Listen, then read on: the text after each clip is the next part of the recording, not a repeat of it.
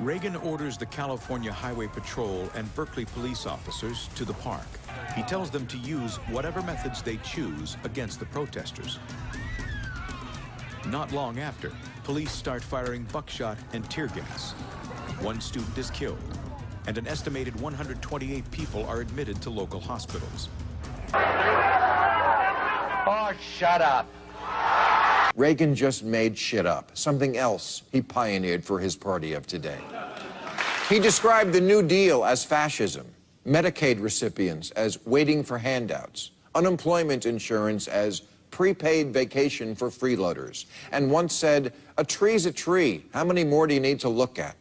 The facts never quite mattered if there was a good punchline. He loved to repeat the story about the Chicago welfare queen with 80 names, 30 addresses, and 12 Social Security cards who had a tax-free income of $150,000. He preferred films to reading and had visual aids specially prepared on issues such as the Soviet threat or the problem in the Middle East. In the 80s there was Cold War drama. We fought the commies inside Nicaragua. Our friends were the Contras. Freedom was their mantra, so we sent them lots of money for guns and landmines. But Congress stopped the Contra money flow just cause they moved a teeny bit of blow. But then a hero came forth. His name was Oliver North. He and Reagan went around the sissy Congress. Ollie North, Ollie North. You see, North secretly sold missiles to a harmless country called Iran and would always be a grateful ally. Then he gave the profits to the Contras. Genius! But the sales were uncovered by the press. Reagan and North began to stress. Cause what they did was technically high treason. Volunteered to take the blame to save Reagan from prison rape shame. The truth he did bury with his hot secretary. Thanks to her shredder, he got off totally scot-free.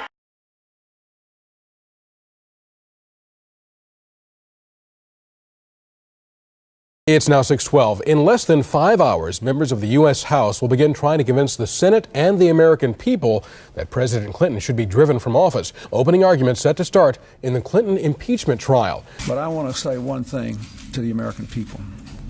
I want you to listen to me. I'm going to say this again. I did not have sexual relations with that woman, Miss Lewinsky. I never told anybody to lie. Not a single time. Never. Still, I must take complete responsibility for all my actions, both public and private. And that is why I'm speaking to you tonight. As you know, in a deposition in January, I was asked questions about my relationship with Monica Lewinsky. While my answers were legally accurate, I did not volunteer information. Indeed, I did have a relationship with Ms. Lewinsky that was not appropriate. In fact, it was wrong.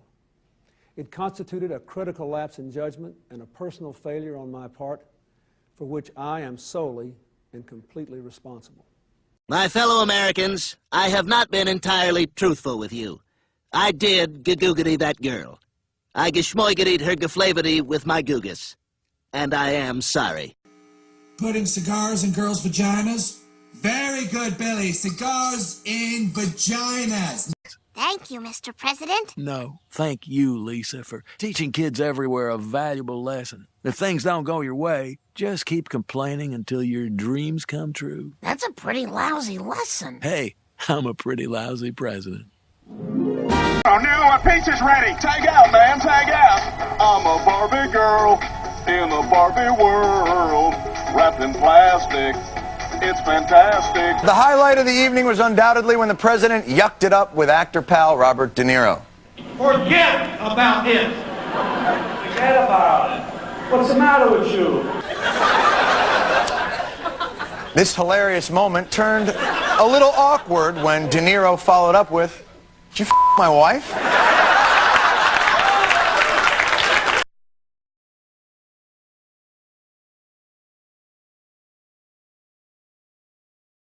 I'm Barack Obama, and I approve this message. We are one people, all of us pledging allegiance to the Stars and Stripes. It was inspiring, absolutely inspiring, to see someone as brilliant as Barack Obama take all of the talent and devote it to making people's lives better. In Illinois, he brought Republicans and Democrats together, cutting taxes for workers. If there is a child on the south side of Chicago who can't read, that matters to me, even if it's not my child. If there's a senior citizen somewhere who can't pay for their prescription drugs, that makes my life poor, even if it's not my grandparents. If there's an Arab American family being rounded up without benefit of an attorney, threatens my civil liberties. This is a battlefield that we must stand upon. And we need to let President Obama, Harry Reid, Nancy Pelosi,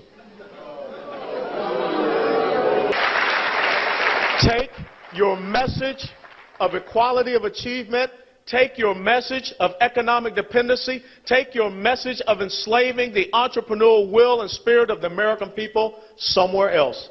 You can take it to Europe, you can take it to the bottom of the sea, you can take it to the North Pole, but get the hell out of the United States of America. President Obama is in an overseas trip, and he's not exactly getting a warm welcome from some people.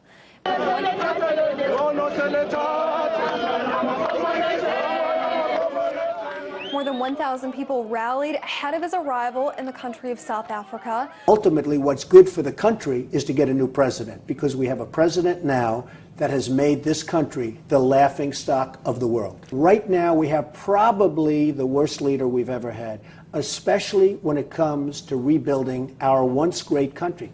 Right. Well, what we can glean from this is an understanding of why we are on the road that we are on. Again, it's based on what went into his thinking, being surrounded by radicals. He is bringing us back, Sean, to you can harken back to days before the Civil War.